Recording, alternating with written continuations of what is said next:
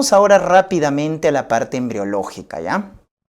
A ver, algo que deben recordar es que el sistema cardiovascular es uno de los primeros sistemas en formarse en el embrión, ¿ya? Es el primer sistema en formarse. ¿Por qué? Porque cuando el embrión se está formando, chicos, las células se nutren por difusión simple.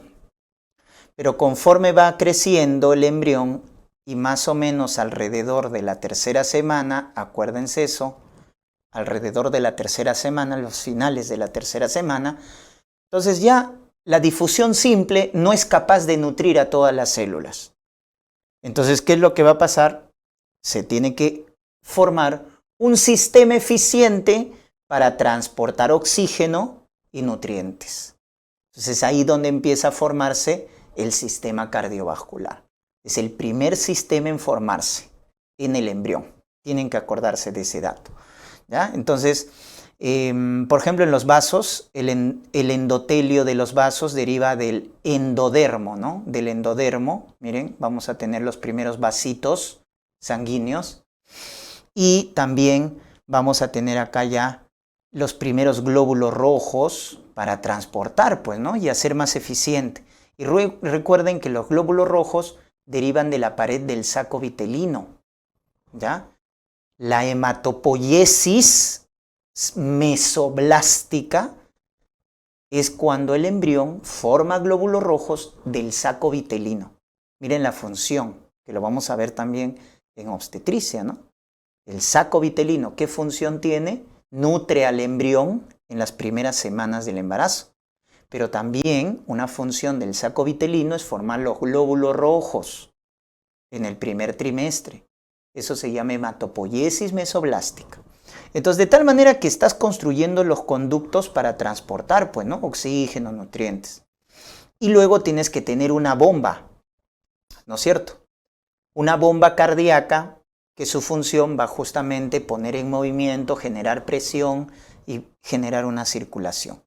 Entonces, el corazón propiamente, ¿de dónde va a derivar? Del mesodermo. Del mesodermo deriva el corazón, ¿no? Del mesodermo visceral, ¿ya? Entonces, en los discos embrionarios hay una capita que se llama el epiblasto, y de ese epiblasto, que es la que va a dar las tres hojas germinativas, endodermo, mesodermo, ectodermo, del mesodermo visceral es de donde viene el corazón. Que al inicio vamos a tener estos tubos, ¿ya? Los tubos cardíacos o tubos endocárdicos también le llaman. Primero se forman así estos tubos, que luego a finales de la tercera semana ya se fusionan, que es lo que están viendo acá, miren, a los 21 días, ¿ya? Tercera semana, ¿no? Entonces todo a finales de la tercera semana ya se está produciendo. Miren, se fusionan estos tubos endocárdicos y me da esta estructura.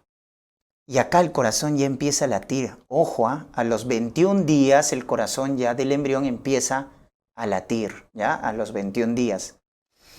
Y podemos ver acá estructuras como, por ejemplo, el seno venoso, ya que es esta estructura de acá, de azul, seno venoso, el primordio de las aurículas, que es el atrio auricular, el primodio, o esto de acá, perdón, el primordio de las aurículas, que es esto de azul, que está en la parte inferior, ¿ya? Ese es el primordio de las aurículas.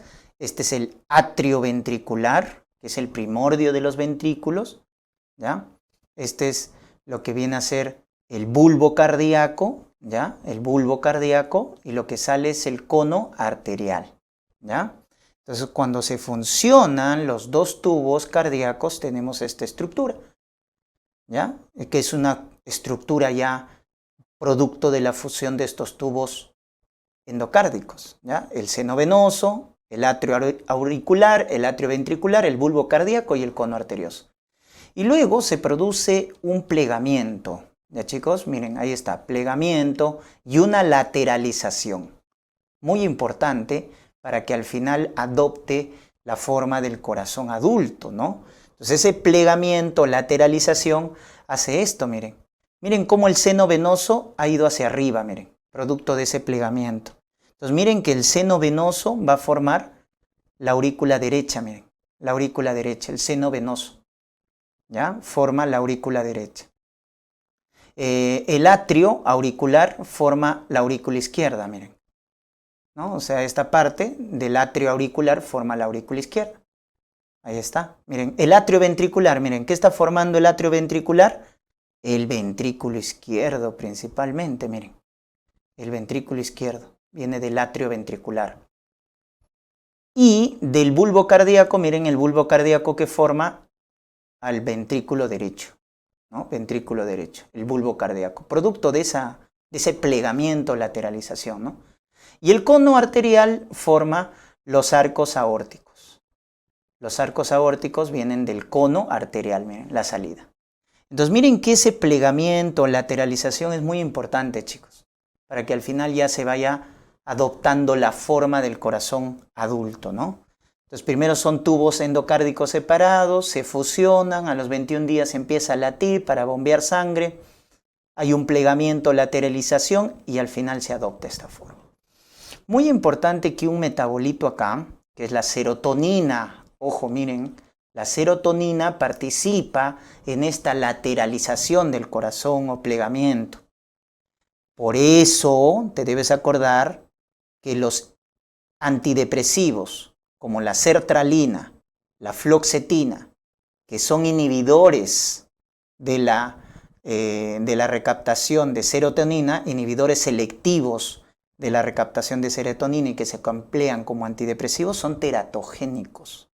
Están asociados a anomalías cardíacas, a malformaciones, transposición de grandes vasos, etc. ¿Ya? Entonces, de ahí recuerden, pues, porque la serotonina participa en esta lateralización o plegamiento del corazón, del tubo cardíaco. ¿Ya? Por eso los inhibidores selectivos de la recaptación de serotonina, fluoxetina, sertralina, están contraindicados. Muy bien. Luego tenemos por acá lo que vienen a ser, ¿no? La tabicación del corazón. La tabicación del corazón ocurre entre la semana 5 y la semana 8. Ya la semana 8 el corazón está dividido. ¿Ya? Entonces, esta tabicación ocurre porque se van formando, miren, una serie de tabiques, ¿ya? Que son el septum, ¿no? Entonces habrán escuchado el septum primum, ¿no? Y el ostium primum, pues, ¿no? Porque al inicio tiene agujero. Septum primum, ostium primum. Se van desarrollando, luego vas a escuchar el septum secundum y el ostium secundum, ¿no es cierto? Producto de esa tabicación. Entonces se forman septus y agujeros que se llaman ostium. Septum primum, ostium primum y al final septum secundum, ostium secundum. Recuerda que al final la aurícula derecha con la aurícula izquierda tienen una comunicación que es a través del foramen oval, ¿ya? Del foramen oval. Entonces hay una comunicación entre la aurícula derecha y la aurícula izquierda, ¿no? Ya está. También tenemos los cojinetes endocárdicos o almohadillas, también le llaman así, almohadillas o cojinetes endocárdicos. Doctor, ¿para qué sirve eso? Para formar las válvulas. Las válvulas vienen de los cojinetes o almohadillas endocárdicas, ¿no? Entonces, al final, miren, se forman las válvulas. En el lado derecho la válvula tricúspide y en el lado izquierdo la válvula mitral, ¿no? Ya está. Entonces, miren cómo a la 8ª semana ya tenemos los anillos valvulares, ya tenemos los tabiques auricular, pero que tiene su foramen oval, y en el ventrículo su tabique interventricular. Toda esa tabicación y para formar al final 4 cavidades, chicos, termina más o menos a la 8ª semana, ¿no? Entonces, por eso recuerden que el periodo crítico de embriogénesis, morfogénesis, histogénesis, es justamente, ¿no? Entre la 3ª y la 8ª semana. Ese es el periodo crítico, noxas, ¿no? Donde se van a formar las cardiopatías, recuerden. Las cardiopatías congénitas son las malformaciones congénitas más frecuentes. Cuando te pregunten, ¿cuáles son las malformaciones congénitas más frecuentes? Las cardiopatías. El CIB, ¿no? A la cabeza, ¿te acuerdas? Es el más frecuente, que te da soplo pansistólico. En el recién nacido es la malformación con la cardiopatía más frecuente. ¿no? En el adulto el CIA, llamado ostium secundum, eso es porque persiste pues, ¿no? ¿Te acuerdas de la comunicación interauricular? El ostium secundum, ¿ya?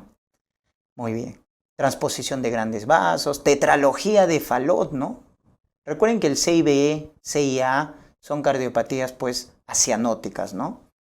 Pero las cianóticas son transposición de grandes vasos, eso es cuando falla este plegamiento, lateralización, o la tetralogía de Fallot, ¿no? Acuérdense entonces, miren que las cardiopatías. También cabe señalar, ¿no? En los hijos de madre diabética, la cardiopatía que resalta, ¿cuál es, chicos? Hipertrofia de tabique interventricular, ¿ya? Cardiopatía más frecuente en el hijo de madre diabética. Hipertrofia del tabique interventricular. Entonces, todas esas cardiopatías se forman acá en este proceso, ¿no? Miren, entre la tercera y la octava semana. Muy bien, vamos yendo ya ahora la parte vascular, ¿ya? Y acá es importante que recuerden los arcos faringios, ¿ya? Entonces, los arcos faringios que van a estar irrigados por los arcos aórticos, entonces es importante que se acuerden, ¿no? Entonces, miren, el primer arco aórtico, recuerden que rápidamente degenera, pero sí deja una arteria, ¿ya? Que es la arteria maxilar, el primer arco aórtico. El segundo arco aórtico también degenera rápido, por eso lo estás viendo acá como líneas punteadas, pero deja también su arteria, la arteria ioidea y la arteria estapedia, ¿ya? El tercer arco aórtico sí lo tenemos acá. Miren, ahí está el tercer arco aórtico de rojito, y quiero que vean, ¿no? Entonces este es el tercer arco aórtico, ¿no? Del tercer arco faríngeo, y miren qué forma el tercer arco aórtico, ¿no? Es muy importante que recuerden eso, que el tercer arco aórtico forma la arteria carótida primitiva o carótida común, ¿ya? Tanto en el lado, como se pueden dar cuenta, en el lado izquierdo directamente nace del callado, pero miren en el lado derecho, ¿no?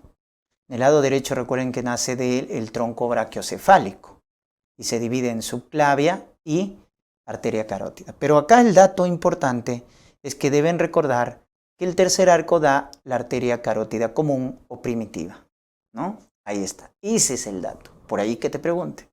Entonces, ¿de dónde deriva la arteria carótida común? Del tercer arco aórtico. Luego tenemos por acá el cuarto arco aórtico, ¿no? Que va a formar esto, miren. ¿Qué forma? Parte del callado, miren, parte del callado aórtico, ¿ya? Y también la arteria subclavia derecha, ¿ya? La arteria subclavia derecha y el callado del cuarto arco aórtico.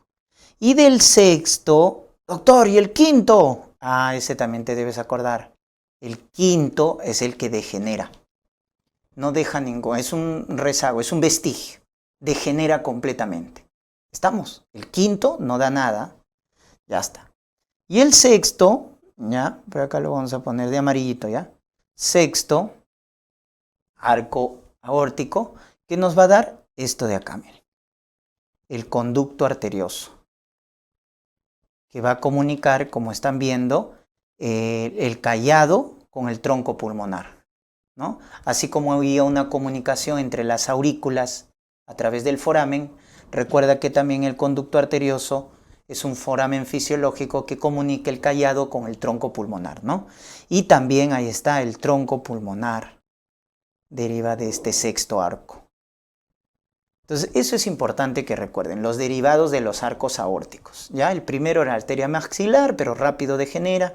El segundo también degenera rápido, pero te deja la arteria ioidea o estapedia. El tercero, la arteria carótida primitiva o común. La cuarta, el callado con la subclavia derecha. Y el quinto, el conducto arterioso con parte del tronco pulmonar, ¿no? El sexto, perdón. El quinto es el que degenera. El quinto degenera. Ya está. Es muy importante que también se acuerden de esos datos. Muy